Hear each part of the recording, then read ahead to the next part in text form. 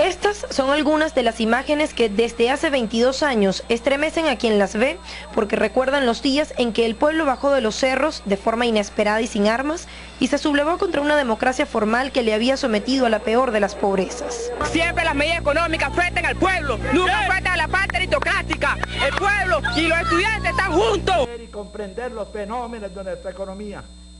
Según luego reconocería en cadena nacional el propio presidente de turno, a fines de 1988 el número de hogares pobres casi alcanzaba el 53% y la deuda externa superaba los 30.000 millones de dólares. Las reservas internacionales llegaron ellas a un nivel muy crítico, la inflación se disparó, superó los 40 puntos porcentuales y aunque la economía se estaba expandiendo, esa expansión era ficticia, había llegado a sus límites. Sin embargo, el punto fijismo para garantizar el triunfo electoral creó en el imaginario colectivo un bienestar ficticio que no tardaría en derrumbarse. Pero él se presentó muy, aquí Venezuela va a ser igual cuando mi primer mandato, y va a suceder cosas maravillosas, y la gente también se dejó envolver por eso.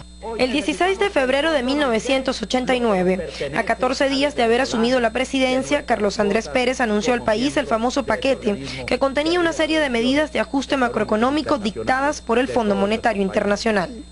Hoy necesitamos préstamos, hoy necesitamos acuerdos con el fondo. Se redujeron los costos de contratación de los trabajadores, se produjo una devaluación muy sistemática de nuestra moneda, hubo medidas impositivas que incrementaron el costo o los tributos que tenía que pagar la población al país, se eliminaron los gastos sociales, se eliminaron los subsidios.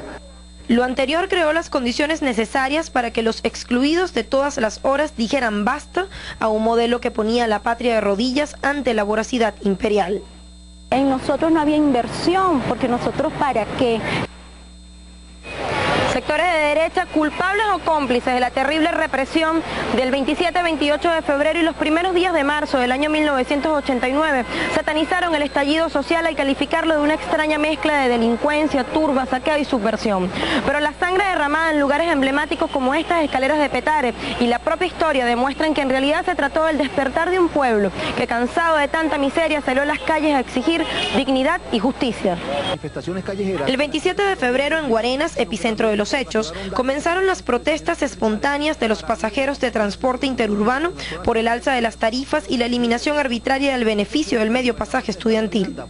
Porque ellos nunca pensaron que el pueblo realmente iba a decir: yo necesito lo que ustedes también tienen, porque a través de los medios de comunicación ustedes me están diciendo que yo, para ser persona, debo poseer el carro, el televisor, comer determinados alimentos, y ante esa situación y el pueblo verse que no tenía cubiertas sus necesidades, aunque mínimas, empezando por ahí, salió a obtener esas cosas.